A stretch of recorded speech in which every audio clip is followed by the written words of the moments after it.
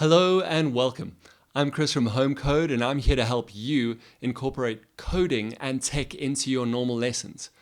Coding can be a great tool that enforces creativity, problem solving, collaboration, and all that juicy, exciting stuff that you really want your children to have.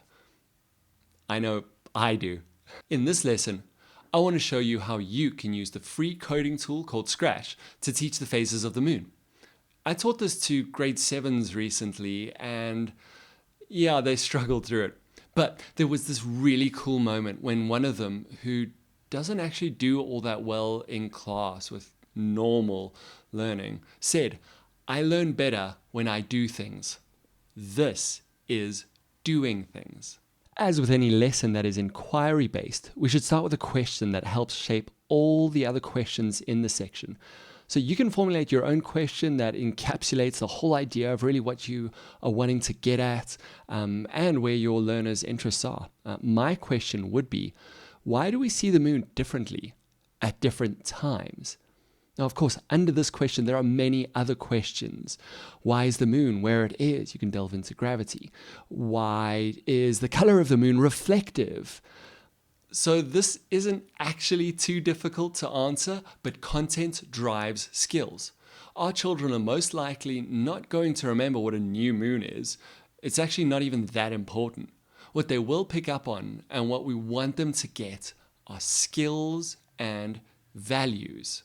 First, of course, why are we doing this? I love that critical standpoint that many learners take, and they ask, why on earth is this important? So let's look at some of the knowledge, skills, and values. Knowledge that the moon orbits around the Earth, the sun lights up half of the moon, and depending on its position, we see different parts of it. The moon is a light color, which means that it reflects well. That's really what we want them, the content, what we want them to memorize and know at the end of this. The skills, this is where it gets really important. The skills that we want them to have is being able to respond with wonderment and awe, using coding to represent phenomena, and how to build on other people's ideas to better our understanding. The values that we want them to have are exploring and understanding the natural world, striving for accuracy, and giving attribution to other people's work. I'm not going to go through all the research and facts of this. Suffice to say, you can give a summary of this phenomenon. Basically, the moon orbits around the Earth because of gravity, and its light surface is always half lit by the sun. Depending on the moon's position, we'll see different parts of it that are lit up. There are really cool ways to show this with real things, and then Scratch to delve deeper into some of the math, logic, and creativity. So before we head over to Scratch, it's always a good idea to ignite some thinking and interest, to provoke understanding with a video or a photo.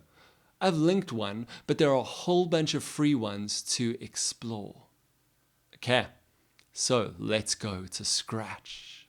In Scratch, you can create an account if you don't have one already and keep your work saved, or you can just go straight ahead and click Create. I'm going to show you how I initially did this process and then talk you through the code of starting it from scratch in Scratch. Okay, so first thing I did was search for moon phases. And in searching for moon phases, there are tons of examples that you can browse through. You can see them all here.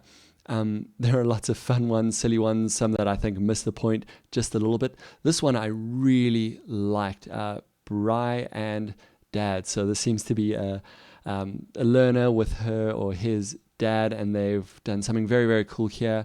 They've got the instructions of what they did. It says to start, press the green flag, press the space key to see the phases of the moon. So as I do that, you can see it changing. It doesn't change over here, but you can see, this is what we see. Let's make this full screen. This is what we'll see, what we'll understand is the moon phase, and the half of the moon that is constantly reflecting. What a very, very cool one.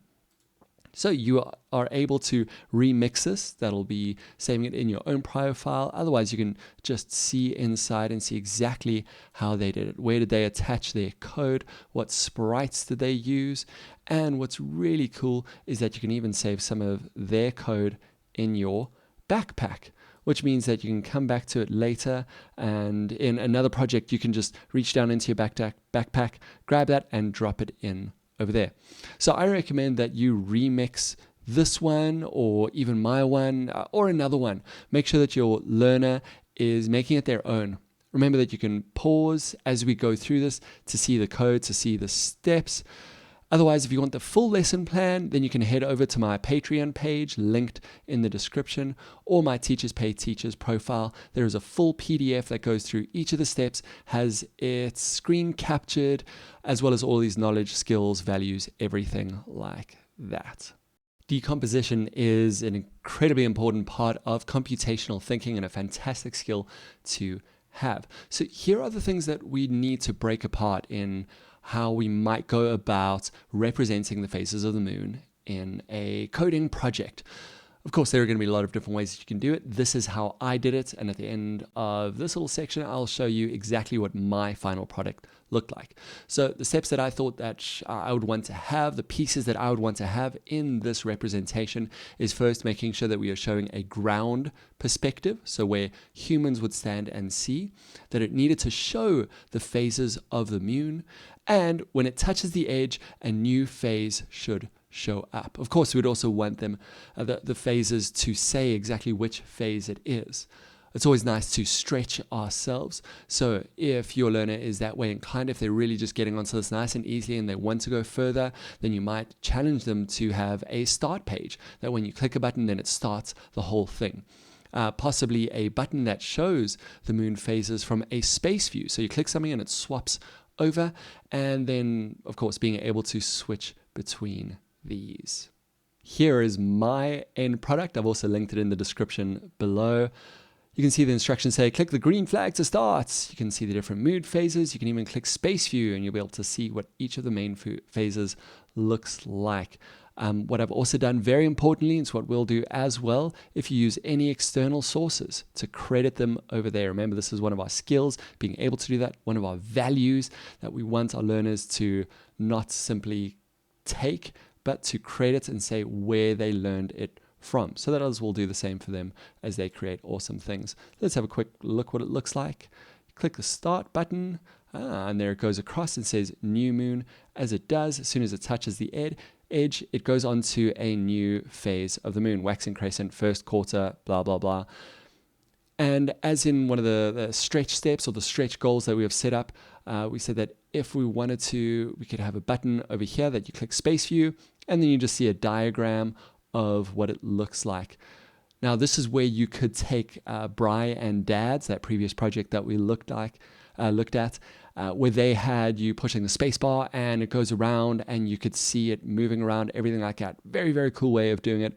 I thought this was just a nice, quick and easy way, something that you can print out and yeah, just kind of change the perspective. You click start and then we go back to the new moon. We come back now to making our very own version.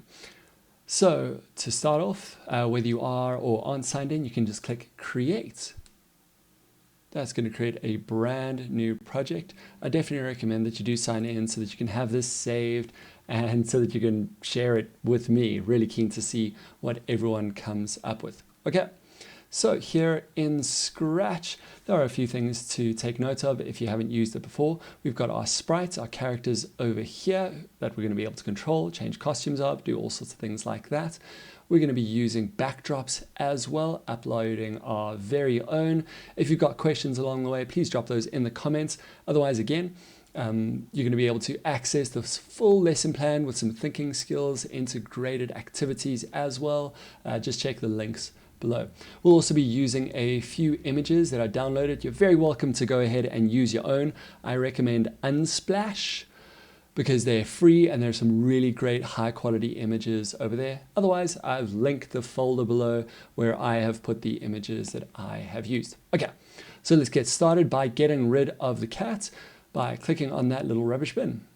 Next, we are going to add in the main backdrop that we'll be using.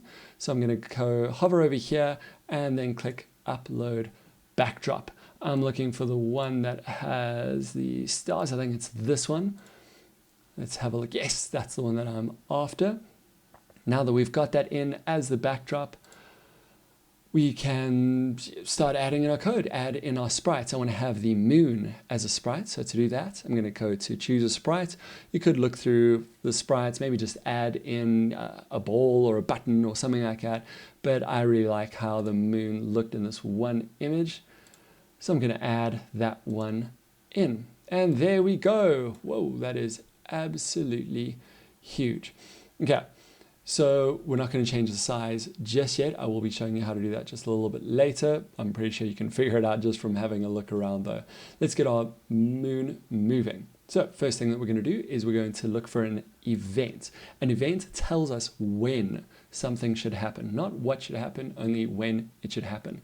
So in this case, I'm attaching this code to the moon. You can also attach code to a backdrop, to any other sprite that you have, even invisible ones that you put in there, and that is going to be specific to there. But in a moment, you'll see how we're actually able, if we use our extended steps, you'll see how we can actually get our sprites kind of talking to each other. Okay, we're going to look under control here for a forever loop. And a forever loop runs forever. So as soon as I click the green flag, whatever code is inside here is going to run continuously. It's going to run forever. I'm going to choose motion and go over to move 3 steps. So now what our code says at the moment is when I click the green flag, then forever move 10 steps. Don't want to move that much. So let me just start with 3 and we can see how that works. I'm going to click the green flag and there goes our moon, and I'm going to stop it before it goes all the way off the screen and drag it on back. Yeah, so we've got it moving along and that's all very nice and well. But firstly, our moon is just far too big for my liking, looks completely unrealistic if we are going for realism. So I'm going to go under looks and I'm going to find the set size. So every time we click the green flag, I wanted to make sure that our moon size is 50%. Technically, you could just do that once and kind of leave it, but I think it's nice to just have there so we can see exactly what we are doing. Also want my moon to be starting in the exact same place.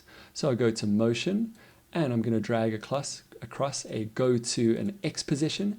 X refers to your horizontal plane, left and right, and Y is up and down. You can see that depicted over here quite nicely. X side to side, Y up and down. And this helps us to give coordinates. I'm going to choose -184 and 2. I checked that out before, that's what I used previously, and I just like kind of where it is over there. Of course, you can change it to however you want. Now, we want to run the check that sees if we are touching the edge, then we want it to go back to this original starting position. So then, again, under control, I'm going to look for an if conditional, and I'm going to drop that here in my forever loop under move 3 steps, because no matter what, I want my moon to be moving 3 steps, positive steps along the x-axis over here. I'm going to look under sensing and see if we are touching over here. At the moment it says if we're touching the mouse pointer, but we want to say if it is touching the edge. And I'm going to go over here. I'm actually just going to right click that and say duplicate. To delete any code, you're able to just drag it out there. And now I can drag this in here. I know I went through that just blazing fast. Remember, you can just pause the video or you can get the notes. Let's see if that works so far. I should be able to click the green flag. It'll go along quite nicely. And then as soon as it touches the edge, it comes back to where we started. Very, very nice. Next up, we are going to look at just how we get our moon to look like the different phases. In order to do that, we're going to make sure that we've got our sprite, our moon, selected, and we're going to go over to costumes. At the moment, the only costume that we have is this one, and it's called Mike Petrucci, blah, blah, blah, Unsplash, all of that. We're going to need to name this correctly. You'll see why just a little bit later as we get our code to actually say the name of the costume. So this is a full moon. And what's really nice about this is that this is a great way to assess, to see if your learner knows the phases of the moon. This kind of cements it, helps them to really experience what these labels are like. Okay, So there are a bunch of different ways that you can go about doing this. You can use a paintbrush and maybe a gray color over here. Oh, that's quite dark. Let me bring it about over there. That looks dark enough. And then you can make it nice and big. Make that 30 to start off. Let's see what that looks like. And you can start coloring in your moon. As I said, there are a lot of different ways to do it. Here's some of the quarter ones and everything like that.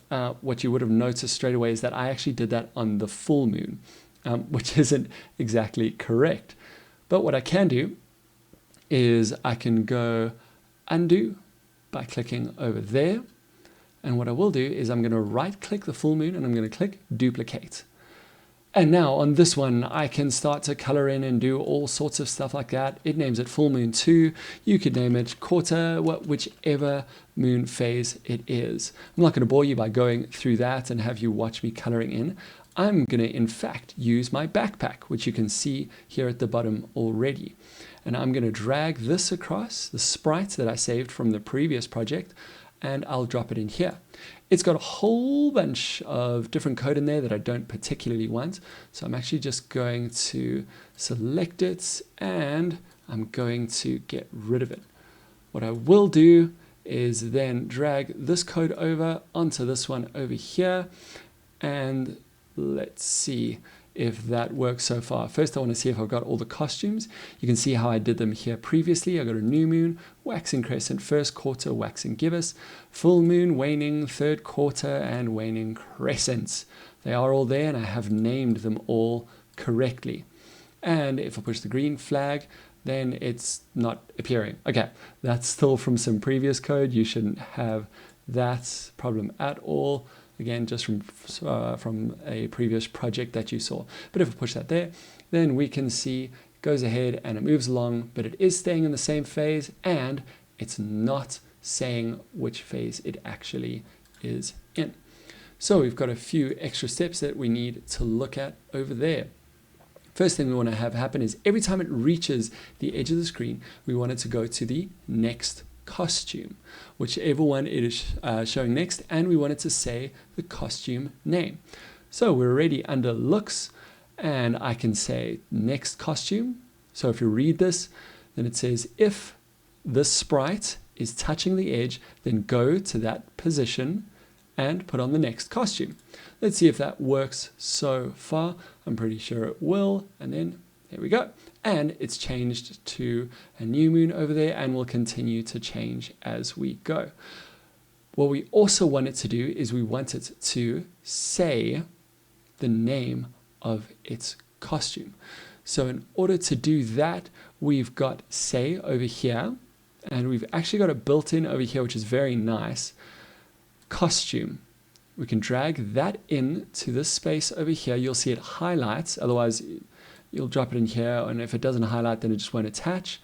Say the costume number, not the costume number, but the costume name. So let's see if that works. That should really be our last step, and if it works nicely, then we have done our first set of goals, and I'll show you how we can share it. So it's not saying it just yet. There we go. As it touches the edge, it says waxing crescents, and then first quarter. It's actually quite a fun, easy way to learn it as well. What we did see there, I do want to add in just one thing over here. What we saw is that as we push start, it doesn't actually say the name of the costume. So I think what we're going to do is just duplicate this and have, when we start, it must say the costume name as well. If you wanted to, you could also go ahead and set the costume. So we could say switch costume to, where should we start? Maybe the full moon. So every time we start, it's going to start at the full moon and then go over, and then waning gibbous, and it'll continue to go through those. Okay, don't forget to give it a name, whatever you would like it to be, and then when you are ready to share it, then please do share it. I'm going to click share, and then you can see where it is over here. You can copy the link, and please, if you have done this, if your student, your learner, your child has done this, please copy the link and drop it in the comments. I'm really keen to see what you guys have done. Otherwise, drop in the comments of one of my projects. If you remix mine, then I'll see that automatically, and that'll be really cool. And lastly, please do make sure that you do drop in the notes and credits any of the materials that you did use, whether it is the Unsplash ones that I used or whichever one it is. Let's make sure that we are giving attribution to those who deserve it. Now comes the part where you assess understanding and see if this activity really did help your child understand the phases of the moon better. If you'd like to see the reflection activities or the assessment that I would use, then please check out my Patreon page or the full documents, the full lesson plan on my teacher account. Whatever you do, maybe have them put it in the project description or film a video presenting it. And if you've got any lessons that you'd like to see up here that I can do a full lesson plan for, then please let me know. Otherwise, email me directly at chris@homecode.co.za. I'm here to help you see that you can use coding to enrich your child's learning experience. Until next time, keep exploring.